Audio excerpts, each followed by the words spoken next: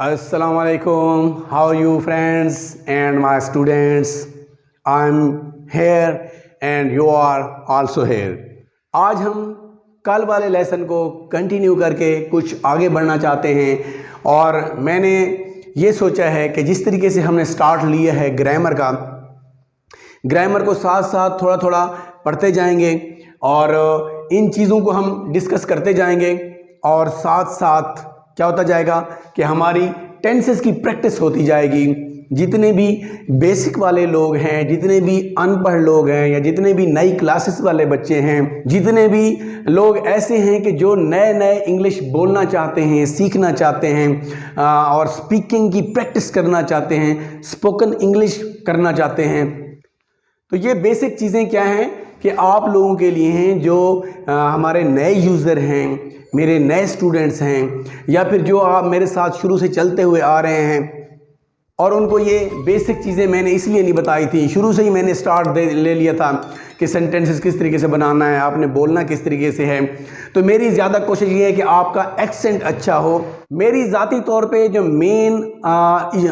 मेरी मेन जो है कोशिश है वो ये है कि आपका एक्सेंट, आपका लहजा जो है वो अच्छा हो जाए, वो अमेरिकन हो जाए। इस तरीके से क्या होगा, पता चलेगा कि वाकई आप जो हैं इंग्लिश कहीं से पढ़ के आए हैं। और शुरू से ही मैंने सेंटेंसेस बनाना शुरू कर दिए थे और इन चीज़ों को जो है ये पार्ट्स ऑफ स्पीच को बिल्कुल नहीं छेड़ा था क्योंकि ये थोड़ा सा बोरिंग होता है। कल थोड़ा सा आपको मैंने ओवरव्यू दिया था और आज मैं आपको पहली 4 नाउन, प्रोनाउन, वर्ब और एडजेक्टिव के बारे में बताने जा रहा हूँ कि किस तरीके से 3 चीज़ों तो आपने कुछ पढ़ ली हैं, देख भी ली हैं और आज हम एक चीज़ का इजाफा करने जा रहे हैं एडजेक्टिव का कि वो किस तरीके से सेंटेंस के अंदर आता है, क्या मुदाखलत करता है और उसका क्या काम होता है। बिल्कुल वो बताना तो मैं भूल ही गया कि डेली बेसिस पे आप लोगों की जो मोहब्बत, खलूस और प्यार मिलता है तो वो मैं बेताब सा हो जाता हूँ। मैं कहता हूँ कि मैं सुबह को एक वीडियो डालूँ और शाम को भी एक वीडियो डालूँ। आपका ये फीडबैक, आपका प्रॉपर डेली बेसिस पे जो है वो बढ़ते जा रहे हैं व्यूवर्स, सब्सक्राइबर्स। आप खुद भी इन वीडियोस को अपने दोस्तों के साथ शेयर किया करें अगर आपको अच्छी लगती है।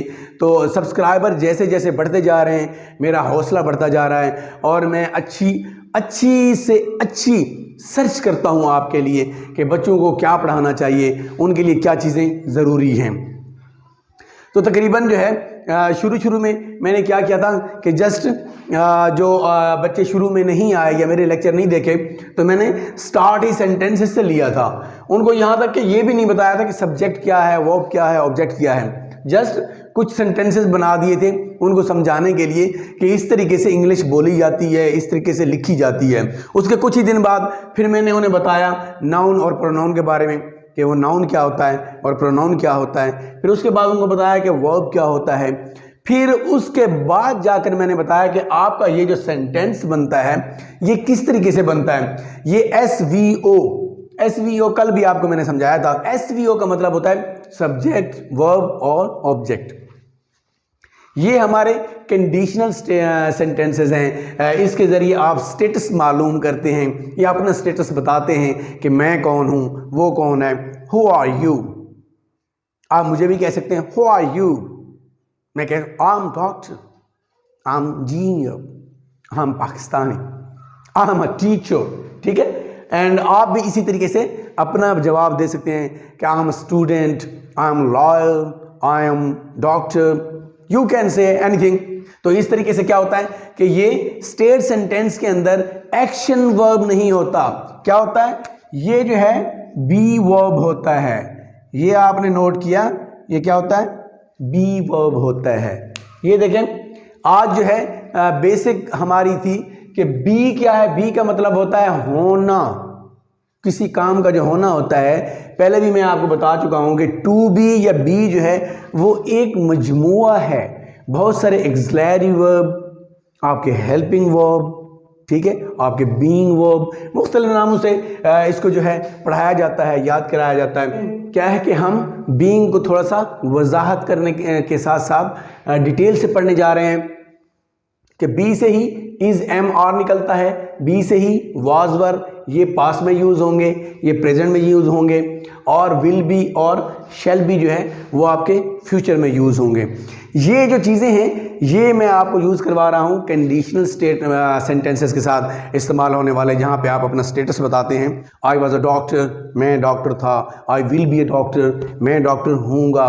तो इस तरीके से ये चीज़ें जो यूज़ होती हैं। फिर ये कंटिन्यूस में भी यूज़ होती हैं, प्रेजेंट कंटिन्यूस में भी आपके यूज़ होंगे, पास्ट कंटिन्यूस में भी यूज़ होंगे, और उसके बाद फ्यूचर कंटिन्यूस में भी यूज़ होंगे। ये हेल्पिंग वर्ब भी हैं, बीइंग वर्ब भी हैं, और बी वर्ब के जो है ये मेन जो है वो बी, आपको मैं बता रहा था कि बी का मतलब होता है होना, और इसी होना से है, हूँ, था, थी, थे, होगा, ये सब क्या है, बी से ही निकला है जी। तो इसलिए आज हम प्रेजेंट इंडेफिनेट में जो हमारे कंडीशनल सेंटेंसेस हैं वो हम बनाने जा रहे हैं। स्टेटस बनाने के लिए जो यूज़ होते हैं वो हम बनाने जा रहे हैं। तो सॉरी, मैंने आपको बताया कि नाउन के बारे में तो आपको पता चल चुका है, पहले से पता है कि नाम, जगह, चीज़, जैसा कि मैंने आपको बताया कि कायनात की हर चीज़ जो है वो नाउन है। आप जिस तरफ भी देखेंगे वो नाउन है। क्यों कि आप जिस तरफ भी देखेंगे कोई ना कोई चीज़ आपको नज़र आ रही है, बहुत सारी चीज़ें नज़र आ रही हैं। आप जहाँ भी जाते हैं, घर में, इधर उधर, बहुत सारी चीज़ें नज़र आती हैं, और हर चीज़ का एक नाम है, और नाम को ही हम नाउन कहते हैं। उसके बाद प्रोनाउन, ये भी आपने पढ़ा हुआ है। जिन बच्चों ने नहीं पढ़ा या वो मेरे नए व्यूवर हैं तो वो पिछले लेक्चर देख सकते हैं, उसके अंदर बड़ी तफसील से प्रोनाउन और प्रोनाउन टेबल भी बनाया गया है, बच्चों को दिखाया गया है, पढ़ाया गया है, और तफसीलन लेक्चर पढ़े हुए हैं। उसके बाद वर्ब जो है उसके बारे में बताया गया था कि वर्ब जो है वो आपका एक्शन होता है जब आप कोई काम कर रहे होते हैं। ठीक है, ये मैं बोल रहा हूँ, ये भी मेरा एक एक्शन है। आप सुन रहे हैं मेरा लेक्चर, या आप मुझे देख रहे हैं, ये भी एक्शन है, वर्ब है। उसके बाद एडजेक्टिव है। एडजेक्टिव का क्या मतलब है? पिछले लेक्चर में मैंने आपको थोड़ा सा ओवरव्यू दिया था। आज हम एडजेक्टिव को बड़ी तफसील के साथ पढ़ने जा रहे हैं। नाउन या प्रोनाउन, लेकिन मैं बच्चों को किस तरीके से पढ़ाता हूँ, हमारी किताबों में तो इस तरीके से लिखा होता है कि ऐसा लफ्ज़ जो किसी नाउन की खूबी या खामी को जाहिर करे। लेकिन मैं थोड़ी सी एक चीज़ ऐड करता हूँ कि एडजेक्टिव का मतलब होता है कि वो सब्जेक्ट की खूबी या खामी को ज़ाहिर करता है, या उसकी अच्छाई बयान करता है या उसकी बुराई बयान करता है। वो जो पीठ पीछे गीबत करते हैं वही काम इसका है, लेकिन मुंह पे मियाँ मिट्ठू भी बना रहता है, तारीफ भी करता है। तो एडजेक्टिव जो लफ्ज़ है वो उसका क्या मतलब है कि वो सब्जेक्ट की अच्छाई, बुराई, खूबी, खामी, गीबत, तारीफ, ये सारी चीज़ें बयान करता है। और आपका सब्जेक्ट क्या होता है? मैंने आपको पहले भी बता रखा है कि सब्जेक्ट आपका हमेशा नाउन होगा या प्रोनाउन होगा।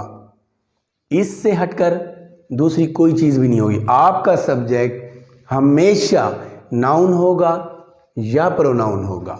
उसके बाद आपका वर्ब होता है, SVO में सब्जेक्ट, वर्ब, ऑब्जेक्ट। और उसके बाद जो आपका ऑब्जेक्ट है, आपका ऑब्जेक्ट भी हमेशा नाउन होगा या प्रोनाउन होगा। आपका मैंने मसला ही हल कर दिया है कि सब्जेक्ट क्या है, ऑब्जेक्ट क्या है। तो सब्जेक्ट आपका हमेशा क्या होगा? नाउन होगा या प्रोनाउन होगा। ऑब्जेक्ट आपका क्या होगा? नाउन होगा या प्रोनाउन होगा। आइए तो चलते हैं, देखते हैं। ही सब्जेक्ट है आपका, इज बीइंग वर्ब है, और टीचर क्या है? He is a teacher. Teacher क्या है? He is a teacher. ही क्या हो गया?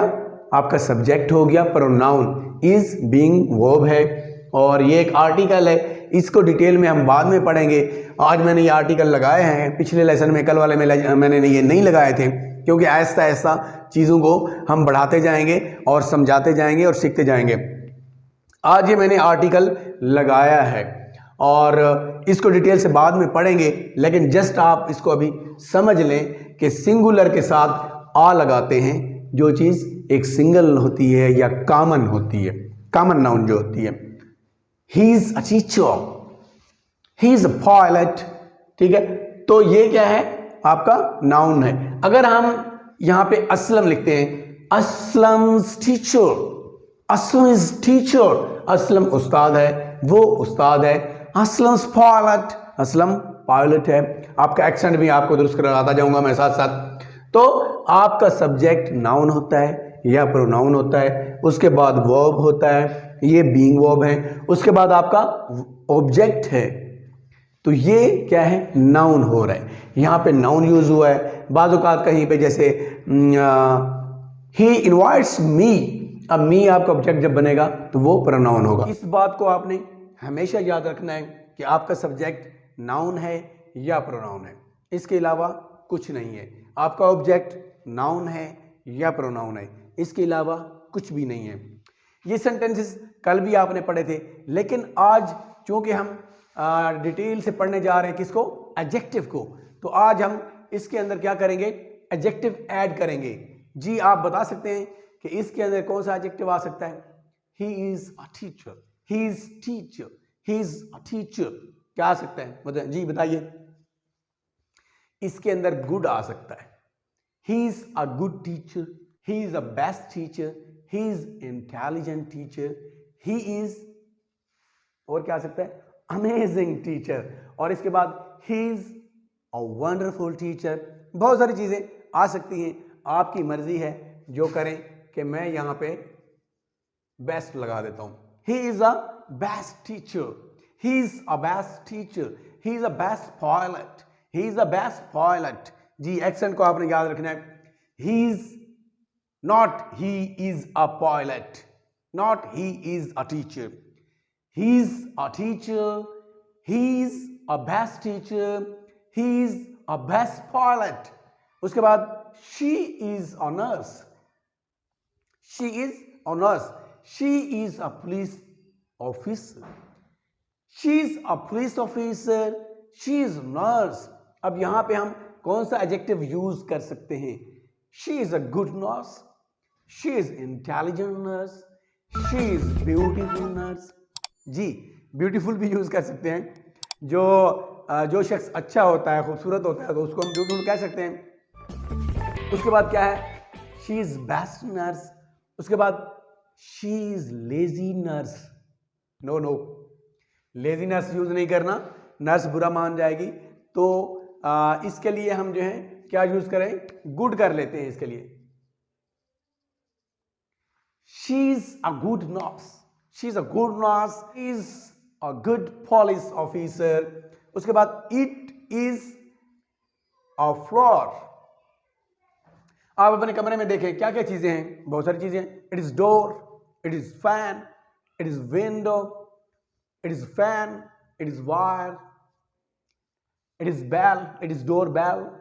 ठीक है, बहुत सारी चीजें पढ़ी हैं। it is chair, it is table, it is laptop, it's marker। It is मैंने यूज किया, आपने नोट किया। मैं सोच रहा था कि आप मुझे कहेंगे कि सर आप इज पढ़ते जा रहे हैं। जी it's mock, it's table, it's laptop, it's chair, it's door, it's fan, it's window, it's wire, it's doorbell. तो इस तरीके से इट के साथ यूज हो गया आपका नाउन। तो it's beautiful floor, it's beautiful floor, it's best floor. ठीक है, इस तरीके से आप इन चीजों को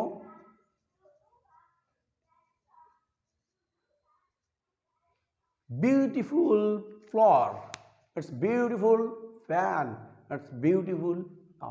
तो ये जगह के वो भी आप कह सकते हैं। It's Lahore, it's Karachi, it's Bombay, it's Calcutta, it's Bangladesh, it's Dhaka.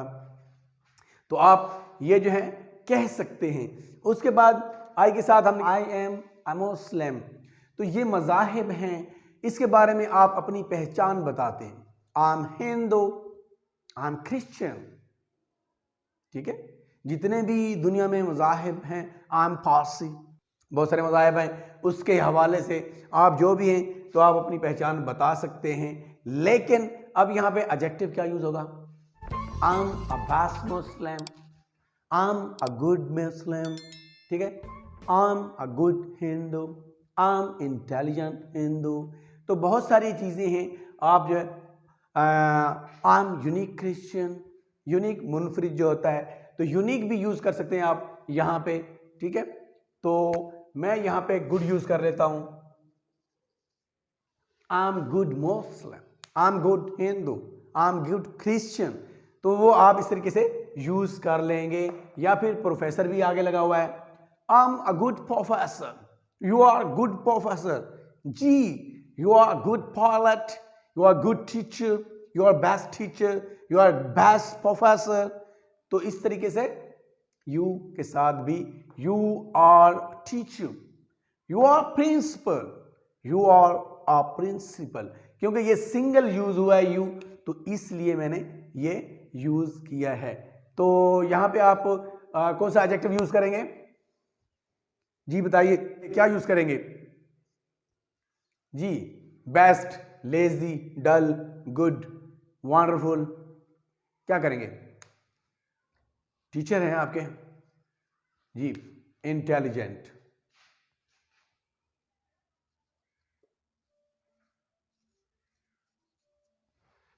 क्या करेंगे? Intelligent, you are intelligent teacher, you are intelligent professor. इसी तरीके से वी आर स्टूडेंट्स आप अपने लिए यूज कर रहे हैं, वी आर स्टूडेंट्स, यहां पे आ नहीं है, यहां पे भी आ नहीं है क्योंकि ये प्लूरल है, यहां पे ये सिंगल था इसलिए आ यूज किया है मैंने, ठीक है। ऊपर भी सिंगल है इसलिए आ यूज हुआ है। We are students, we are soldiers, जी इंशाल्लाह फ्यूचर में आप भी सोल्जर बनेंगे अपने मुल्क और मिल्लत की हिफाजत करने के लिए, क्योंकि हम हैं, हमारा मुल्क है तो हम हैं, हमारा मुल्क है तो हमारी पहचान है। फिर सोल्जर के स्टूडेंट के बाद आप क्या बनेंगे? We are soldier, I am जांबाज, वी आर जांबाज फॉर आवर कंट्री। यहां पर आप कौन सा एडजेक्टिव लगाएंगे? लेजी लगाएंगे? अपने लिए तो लेजी नहीं लगाएंगे। इंटेलिजेंट लगा सकते हैं, गुड लगा सकते हैं, बेस्ट लगा सकते हैं, यूनिक लगा सकते हैं। चले यूनिक लगा दें, वी आर यूनिक स्टूडेंट्स, जी बिल्कुल गुड, आप यूनिक हैं।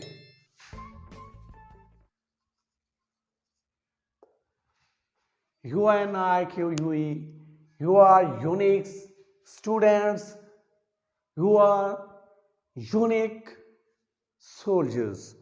उसके बाद their doctor, जैसे where, we are students, their doctors, their nurses, nurses भी होती है ना डॉक्टर्स के साथ, ठीक है।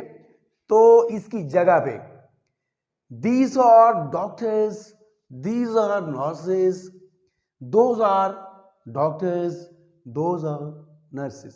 these और those जो है अमूमन कहा जाता है कि ये बेजान चीज़ों के लिए, जानवरों के लिए इस्तेमाल होता है, लेकिन गोरे इसको इस्तेमाल करते हैं हर चीज़ के लिए। तो आप दे की जगह पे these और those इंसानों के लिए भी कर सकते हैं।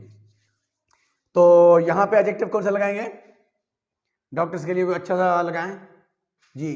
डॉक्टर्स के लिए कौन सा अच्छा रहेगा? ब्यूटीफुल है, गुड है, यूनिक है, नाइस लगा देते हैं, ठीक है।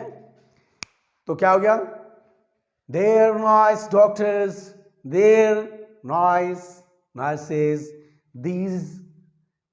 these are nice doctors, these are nice nurses, those are nice doctors, those are nice nurses। जी उम्मीद करता हूं कि ये आज हमने इज एम आर बी की जो है एक शक्ल पढ़ ली है। इसके बाद वाज वर्ब पढ़ेंगे, विल बी, शैल बी पढ़ेंगे और आगे एडवर्ब पढ़ेंगे, आर्टिकल, कंजक्शन। इस तरीके से इंशाल्लाह हम आगे बढ़ते जाएंगे। उम्मीद करता हूँ आज का लेसन भी आपको पसंद आया होगा। दोस्तों के साथ शेयर करें और दोस्तों से कहें कि इस चैनल को भी आप सब्सक्राइब करें, ताकि हर नया आने वाला लेक्चर, हर नया आने वाला लेसन आपके कान में सरगोशी करे कि हेलो जनाब, होशियार हो जाएं, नया लेसन आ चुका है, नया लेक्चर आ चुका है, तो उसको देख लें। तो जी ये प्रॉपरली डेली बेसिस पे 4:30, 5, 5:30 यानी 4:30 से लेकर 5:30 के दरमियान ये लेक्चर आपका अपलोड हो जाता है। डेली बेसिस पे, क्योंकि सुबह के टाइम पे मैं इसलिए नहीं लगाता हूँ कि सुबह और भी बहुत सारे काम होते हैं, आपको भी काम होते हैं, आपको ने खेलना भी होता है, आपने पढ़ना भी होता है, आपने बाज़ार भी जाना होता है। तो ये जो हमारा पाकिस्तान है, बांग्लादेश है या इंडिया है, तो ये जो इलाके हैं, ये हमारा ईरान है या अफ़गानिस्तान है, यहाँ पे जितने भी उर्दू बोलने वाले लोग हैं, मैं जियोग्राफी अपने चैनल पे देखता रहता हूँ। इन इलाकों से लोग जो हैं बड़े अच्छे तरीके से मुझे फीडबैक दे रहे हैं और प्रैक्टिस कर रहे हैं, सीख रहे हैं और बहुत ज़्यादा अप्रिशिएट कर रहे हैं मुझे। तो क्या है कि इन इलाकों में ये टाइमिंग तकरीबन लोग फ्री हो जाते हैं, घर में आ जाते हैं और उसके बाद वो रिलैक्स होते हैं। तो ये पढ़ने का एक अच्छा वक़्त होता है, सीखने का, बैठकर घर में। तो इसलिए ये टाइमिंग चूज़ की गई है कि आप जो हैं शाम के वक्त पढ़ें। इंशाल्लाह मिलते हैं अगली सुबह नए लेसन, नए लेक्चर के साथ। अस्सलाम।